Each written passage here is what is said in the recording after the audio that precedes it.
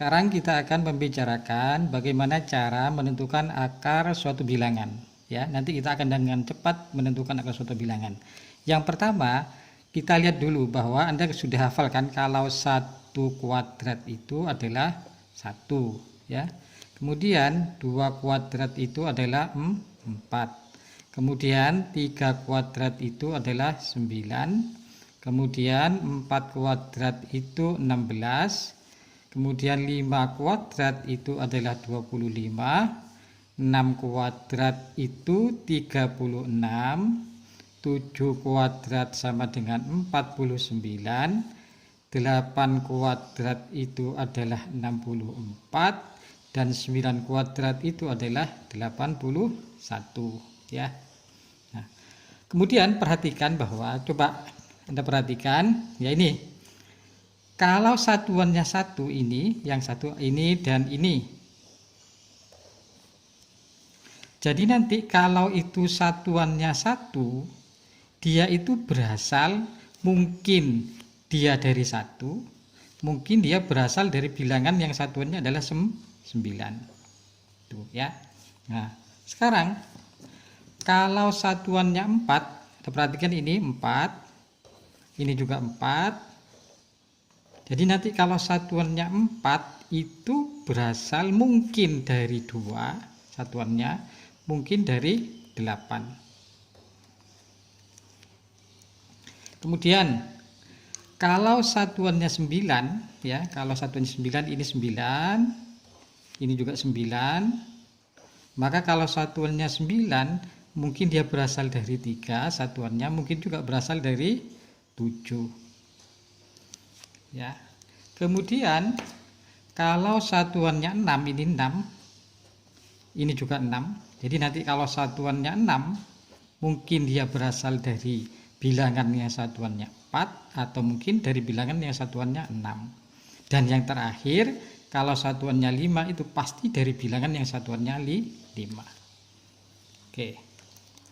Nah, setelah itu, ya, kita perhatikan bilangan kuadrat dari yang satuannya 0. 10 kuadrat itu kan mudah kan, 100. Kalau 20 kuadrat itu adalah 400. Ini tengah-tengahnya berapa? 100 ke 300 kan tambah 300, dibagi 2 150, maka tengah-tengahnya 250. Kemudian kalau 30 kuadrat itu adalah 900. Tengah-tengahnya berapa? 400 ke 900 itu tambah 500, bagi 2 250, berarti 650. Kemudian 40 kuadrat itu adalah 1600. Tengah-tengahnya berapa? 900 ke 1600 tambah 700, dibagi 2 350, berarti tengahnya adalah 350 tambah 900, berarti 1250. Kemudian 50 kuadrat itu adalah 2500. Tengah-tengahnya itu adalah berapa? 3050.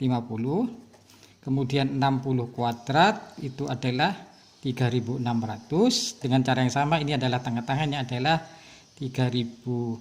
Oh, ini tadi 2050, ini adalah 3050. Kemudian 70 kuadrat itu adalah 4900. Dan 80 kuadrat itu adalah 6400. Oke, ya.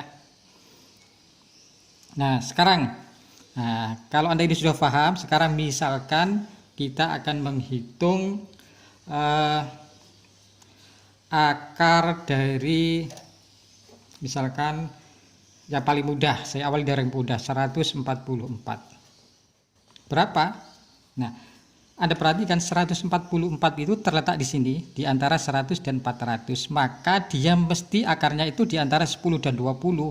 Berarti belasan. Berarti ini adalah belasan. Berarti berapa belas? Nah, ini berapa? Berapa belas? Karena 144 itu terletak antara 100 dan 400. Maka dia akarnya antara 10 dan 20. Berarti dia belasan. Sekarang Anda lihat, perhatikan satuannya 4. Nah, tadi kalau satuannya 4 ini, maka dia berasal dari bilangan yang satuannya 2 atau 8. Jadi di sini mungkin 2, mungkin 8. Nah, sekarang bagaimana menentukan 2 atau 8? Anda perhatikan di sini. 144 kan di sini.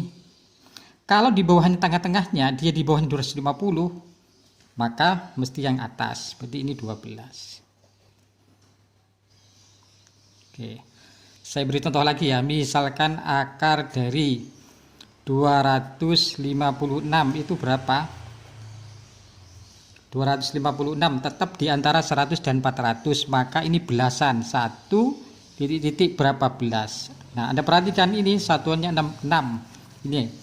Kalau 6, satuannya 6 itu berasal dari bilangan yang satuannya 4, mungkin satuannya 6. Nah, sekarang ini apakah 4 atau 6? Lihat, perhatikan di sini tadi. 256 di atasnya tengah. Di atasnya 250. Berarti karena ini di atasnya 250, maka tadi 6 itu kan berasal, kalau nggak 4 kan 6. Maka karena dia di atas, maka 6. Berarti ini adalah 16. Oke ya. Contoh lagi. Akar dari 361 berapa? Oh, tetap di sini kan 300 itu kan di antara 10 dan 20, berarti ini berapa belas ya. Nah, ini 1. Anda perhatikan satuannya 1. Kalau 1 itu mungkin berasal dari bilangan yang satuannya 1 atau 9. Maka di sini 1 atau 9. 361 kan di sini lebih besar dari 250. Maka dia di atasnya. Oh, berarti ambil yang atas. Berarti ini 9. Nah, begitu ya. Oke, lagi misalkan ini akar dari 729 itu berapa? Ya, perhatikan 729 itu terletak di antara 400 dan 900.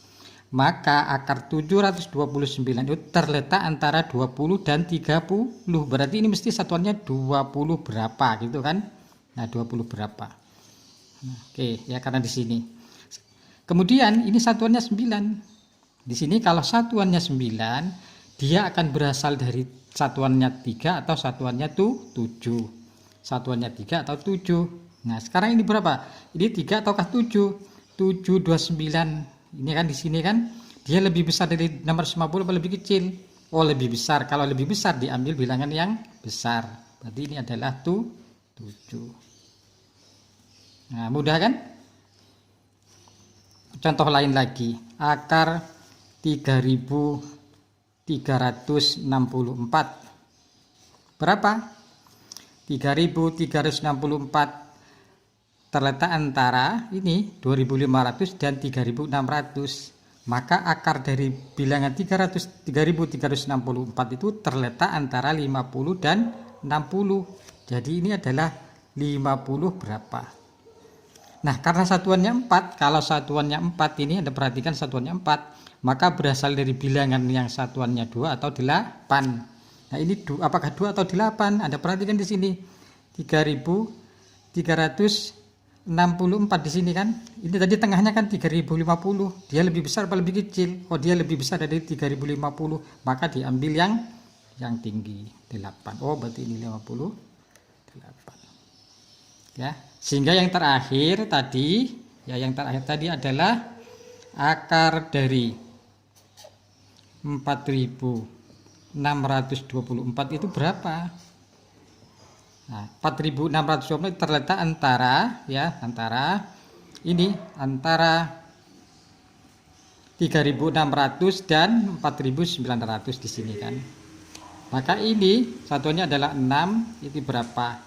Ya. Kemudian karena di sini satuannya 4, ya berasal dari 2 atau 8. Ya, berasal 2. Nah, karena 4624 lebih dekat ke 4900 daripada dengan ini, maka diambil yang besar, berarti 68. Jadilah begitulah menentukan akar dari suatu bilangan.